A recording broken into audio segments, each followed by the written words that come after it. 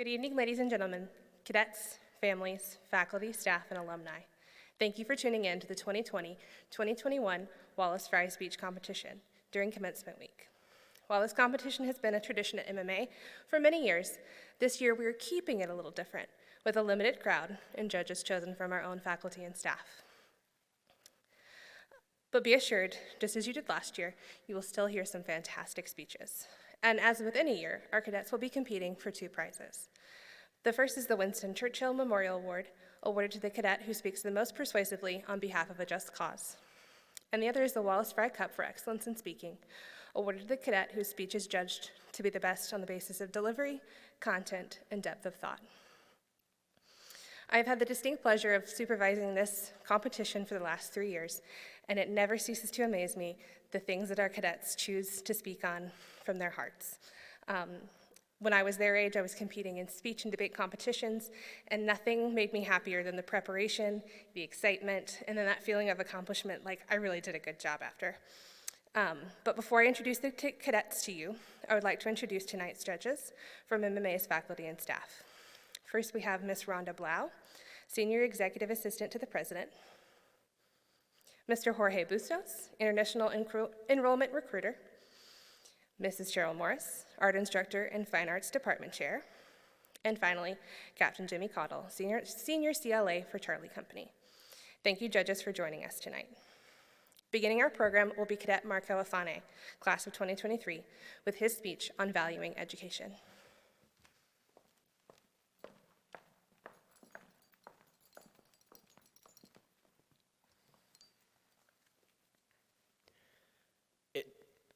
Education is not a problem, it's an opportunity. Good evening, faculty, staff, judges, alumni, and people watching online. This quote by Lyndon B. Johnson introduces my speech, education.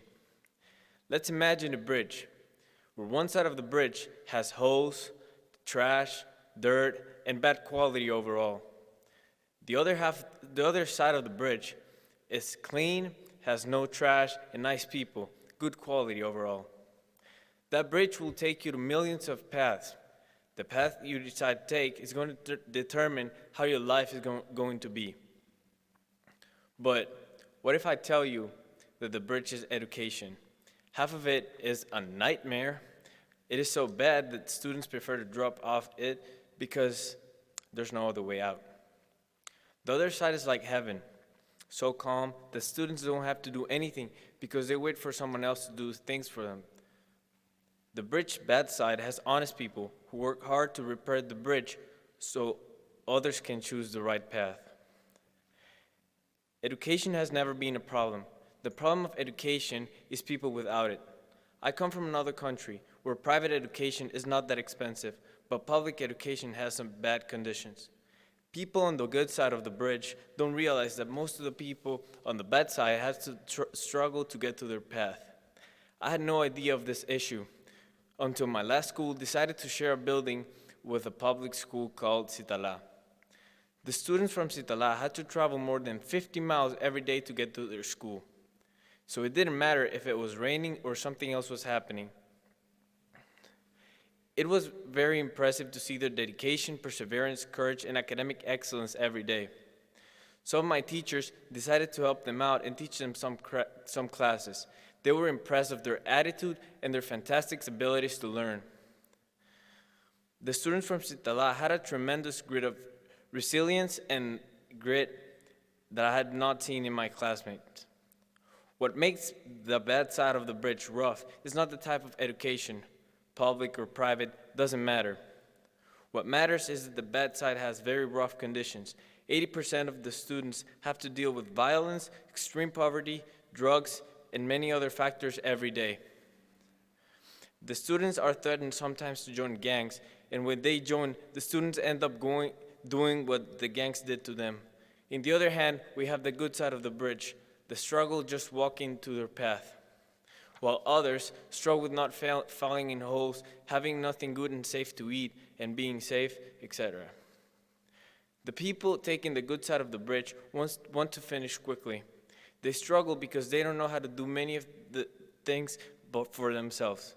These lucky students don't realize that their side of the bridge is made out of gold, sometimes for years. When the students start their path, the students realize that it's harder than the bridge, and they wish the journey was longer. It doesn't matter how long it takes you to cross the bridge, because you wish the journey to Ithaca is long enough and full of experience. Everybody on the bridge wants to choose the best path. It is the desire that keeps them going no matter what. No one tells you that there's no easy path, and the only thing that will help you is the journey at the bridge. It is very depressing to see that 25% of high school students fail to graduate, 35% due to drugs, 20% due to economic problems, 19% get kicked out, and 30% is basically when life happens. The bridge I'm on will take me to a path I decide to take. No one controls the path you end up in. I'm on the good side of the bridge, so I decide to do good, to get experience and help others. I decide to make my bridge long, so experience never ends. My path is close coming. I feel it coming. I want to do my best on it because the path is life and bridge is education.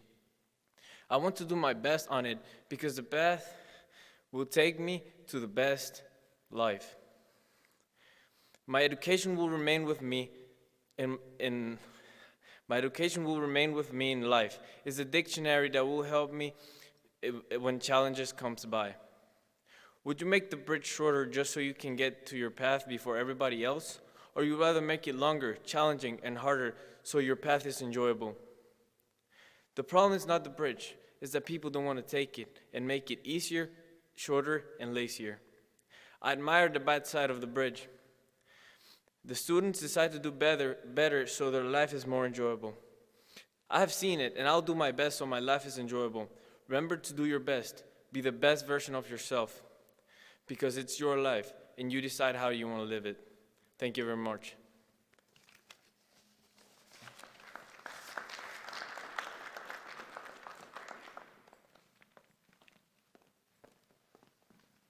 Thank you so much, Mr. Afane. I think we've all attempted to take an easy path and learned along the way that it was less easy than we might have thought. Next up, we have Cadet Damien Brown, class of 2021, with his thoughts on mass punishment.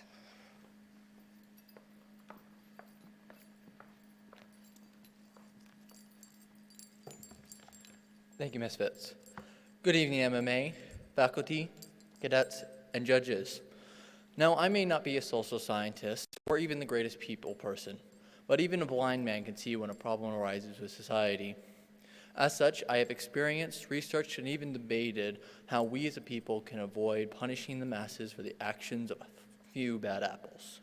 And this issue has reached past Capitol Hill, and this, even though it seems like just me being annoyed at some punishment I received. So I push you this challenge. Stop using mass punishment and start singling out those in the wrong. I have seen and heard about mass punishment for years, and one particular event comes to mind. It was early on in the year, and Charlie Company was about to be dismissed from laundry turn-in, as we have done week after week. However, our XO calls out a single cadet who is not marching, saying, "Since unnamed cadet does not want to march, everyone get down."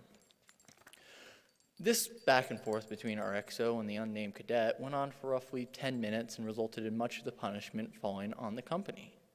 As such, a few cadets within the company started giving up and following directions. One cadet even trying to run inside, causing more punishment to befall on the entire company. So after about 10 more minutes of this, the leaders finally give up and let the cadets back into the barracks. Now, this incident may seem like a one-time occurrence with the misuse of mass punishment, but in all honesty, mass punishment is a lot more far-reaching, even having incidents in active duty and social movements currently going on.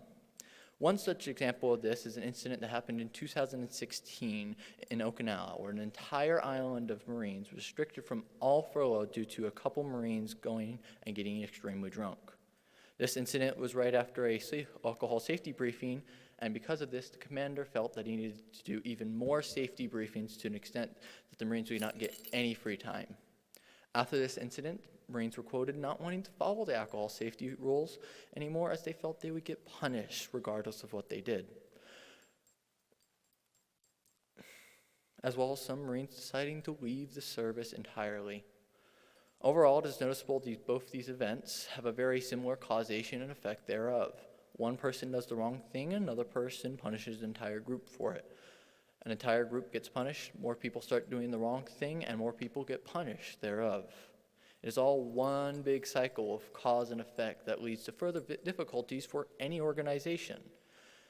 This is not speculation either. According to a research article from New York University's Center for Experimental Social Scientists, mass punishment causes further occurrence of misbehavior and disregard towards the rules, in addition to not promoting self-policing within an organization.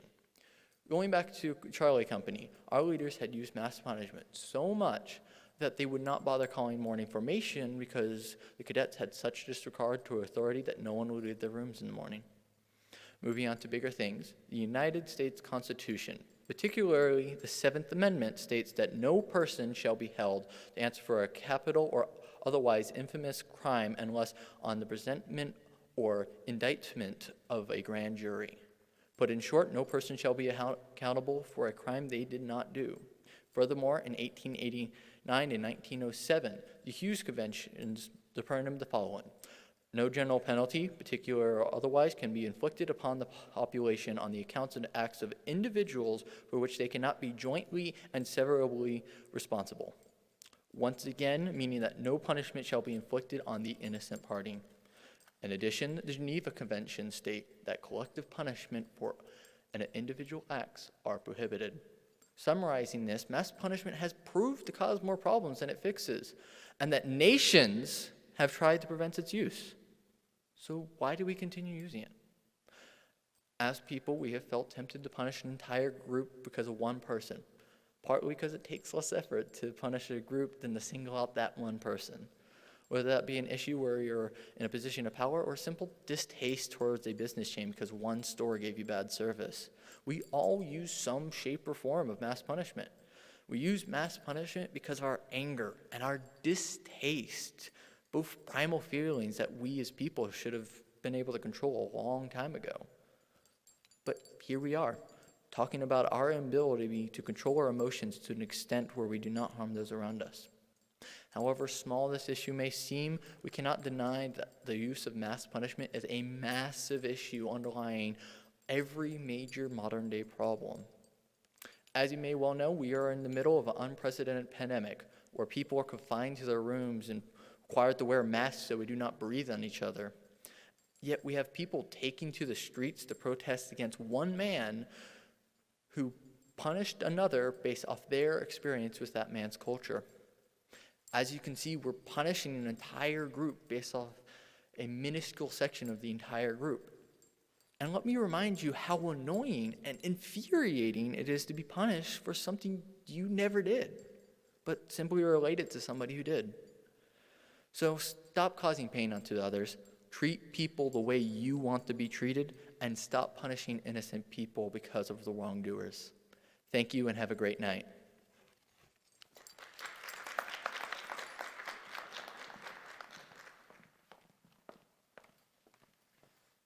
Thank you so much, Mr. Brown. I think we've all been in a situation where the injustice just felt like too much. So next up we have Cadet Jarrett England, class of 2024, with his thoughts on Brotherhood.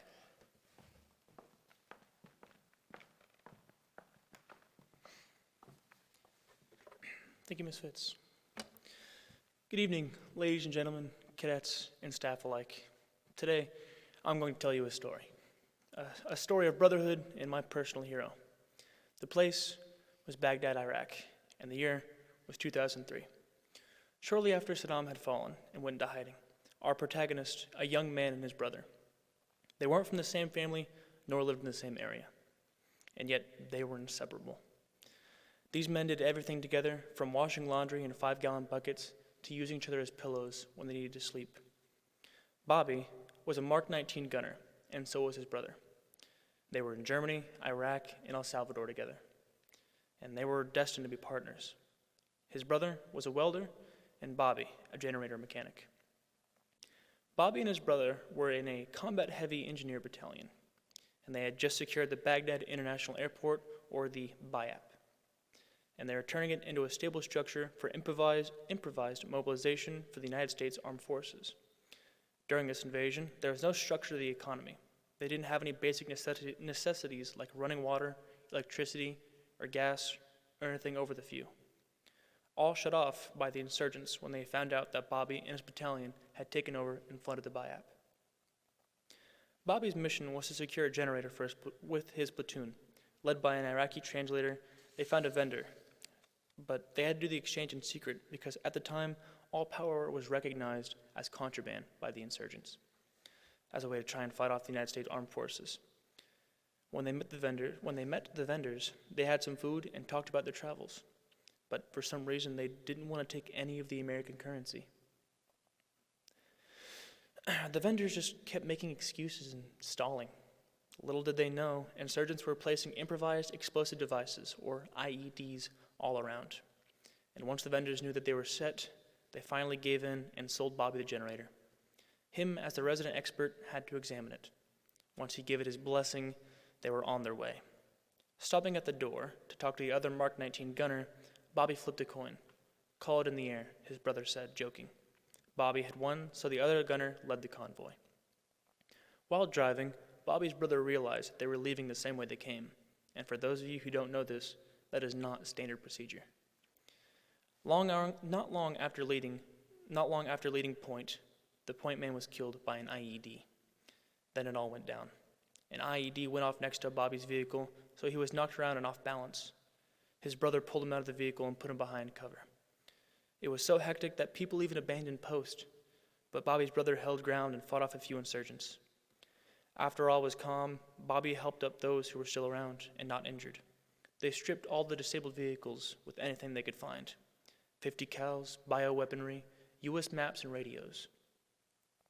Anything they could use to slap on the moving vehicles to make slight repairs to them. Bobby's brother saved his life, and once all was normal, Bobby led the convoy back to the Bayap, but not before getting lost for a few hours. Bobby and his brother unloaded the vehicles and went to have each other checked out in the infirmary.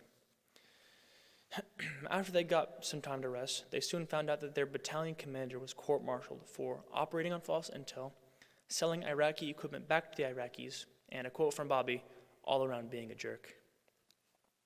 This man, Bobby's brother, is my hero. This man's name is Jared Carlson. He saved Bobby's life, my dad's life, and I sadly can never thank him in person. He tragically passed years ago from suicide, but I don't need to thank him. I can live a good life for him. My dad named me after his brother, a man of no relation, and I'm proud to have the name of a hero. No, the name of a brother. As some of you may know, I am new here. I haven't been here for more than half a year, and I was on Maroon phase for less than half the time of you. But I like to think I understand the school finally. It's what we take pride in here at MMA, the brotherhood between us cadets. Sure, we fight and argue about who needs to clean what and who's right and who's wrong, but at the end of the day, when we're all together, we're a family. When your roommate is down and he's had a bad day, what do? You lift him up. You go work out together, or you go have fun in the canteen. That's your brother, and to be a brother is to love your classmates and friends. You look out for your brother no matter what, or so help me God, you had better hope someone is looking out for you. And today, my dad's brother is still looking out for him. I'll never forget him. Bobby will never forget him. And there's a Bible verse that can perfectly sum up what I'm trying to say. Genesis 4:1-13 says, Cain was so angry and jealous of his brother that Abel killed him. Afterward, when God asked, "Where is Abel?"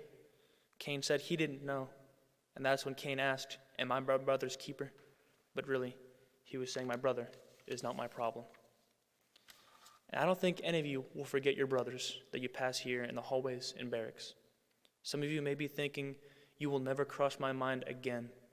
But I say to you, brother, you will cross mine, and I'll personally look out for you no matter what happens. Thank you.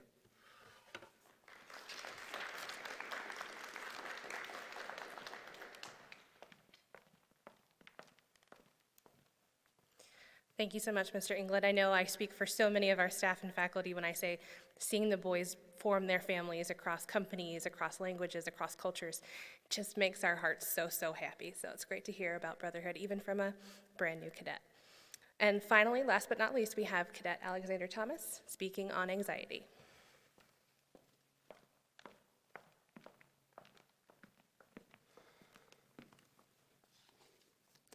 Thank you, Misfits. When I was a kid, I was always the quiet one, the one who never cried, the one who never talked with anybody about personal stuff or had any issues of any kind. I was a loner who had a lot of friends, but no friends at the same time. I knew so many people, but none of them really knew me. And when I was in 8th grade, I finally felt the consequences of my loneliness. My life was turned upside down with my parents' divorce. That put me over the top. All of the feelings that I could previously keep held deep inside of me were no longer possible to keep inside. But I just continued to try to push through it, even though I wasn't able to. For a year and a half, I limped through life with all of these unresolved feelings. I was unable to do anything, and eventually I dropped out of school because I just couldn't function with everything I was dealing with. I saw a therapist, and my parents thought it helped, but in reality, it didn't, because I wasn't talking to the people responsible for the feelings I had. Eventually, my mom sent me here to MMA, where nobody knew me and I could get a fresh start away from my issues. But despite my issues, I had it easy compared to my sister. As you can still see the scars on her wrists. She went to 3 high schools in 4 years, each time moving because she dealt with anxiety and depression. And it continued from there, as she went to Marion Military Institute in Alabama and was asked to leave because she was writing suicide notes. There are so many other stories from so many other people, and many families are no longer complete due to the lack of preparedness and help. And yet, anxiety is not talked about at all, and so many schools and families don't even think about it. So many people aren't willing to speak up because it makes them look weak in front of their friends and family, and nobody wants that. I was scared to tell my parents how I felt about the events following their divorce and how much it hurt me. It's taken me 3 years to forgive my dad for what he did. He never even knew that inside I hated him. Every time I saw him, the hate grew and grew until it was too much to keep inside. That was a huge mistake, and I suffered for it. But will you continue to allow your children to? Anxiety is something that absolutely should not be ignored, as it is one of the most disastrous mental illnesses ever, and it is being treated like nothing at all. In 2017, an estimated 284 million people suffer from mental illnesses related to anxiety, making it the most prevalent mental health disorder in the world. And yet, it is rarely talked about, as so many schools and parents act like it doesn't even exist and just tell their kids to power through and work harder. But that doesn't help solve the issue, because only 40% of students who have anxiety-related disorders end up even graduating high school, and even less move on to a higher education. So while bullying only affects an estimated 3.2 million students yearly in the United States, anxiety is affecting everybody, from students to adults, at 4 times the rate, and is just as, if not more, damaging to us. Still, bullying has continued to become a worldwide epidemic, and anxiety and the mental health issues that come with it are being swept under the rug and completely ignored.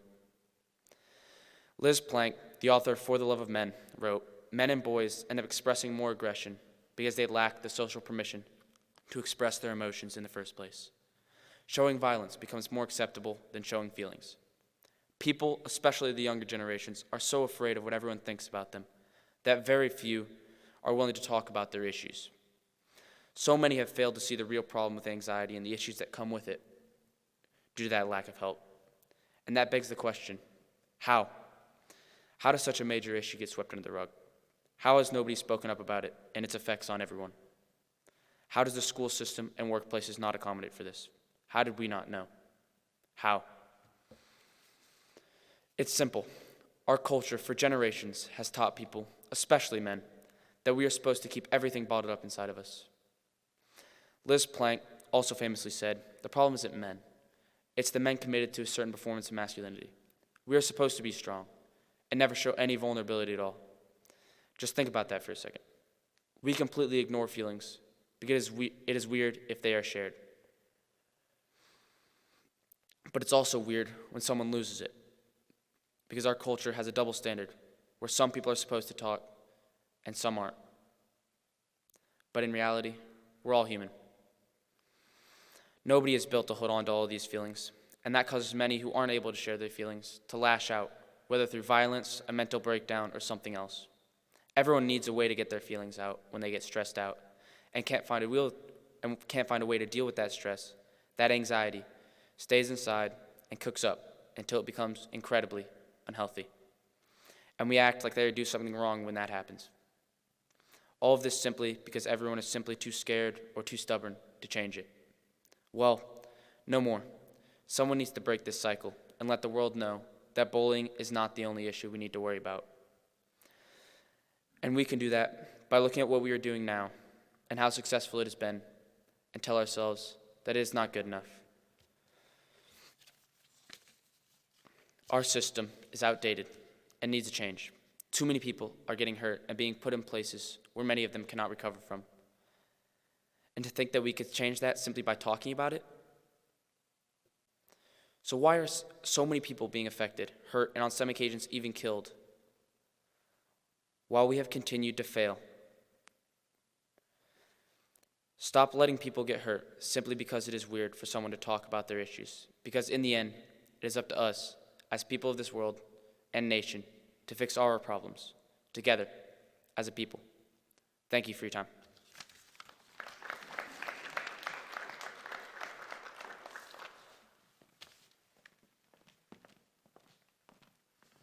Thank you so much, Mr. Thomas, for your great example of the vulnerability you'd like to see in the world. So, can I get one last small round of applause for our boys up here? As we all know, public speaking is not everyone's strong suit, and it's certainly very difficult to come up here and talk about something that you care about very deeply. So I'm very proud of all of the boys up here. For now, our judges will go off and confer, and then we will be back with the awards in just a moment. All right, and we're back with our winners. So first up will be the Winston Churchill Prize, and this year that goes to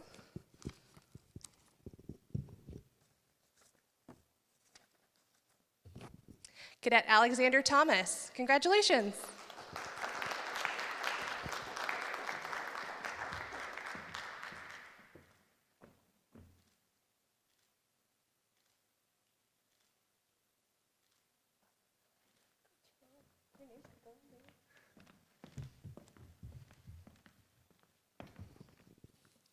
And this year's W. Wallace Fry Cup winner is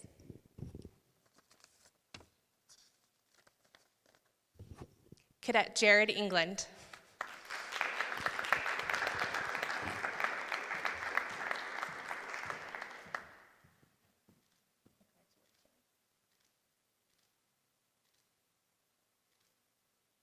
Good job. Look at you. One more round of applause for our boys.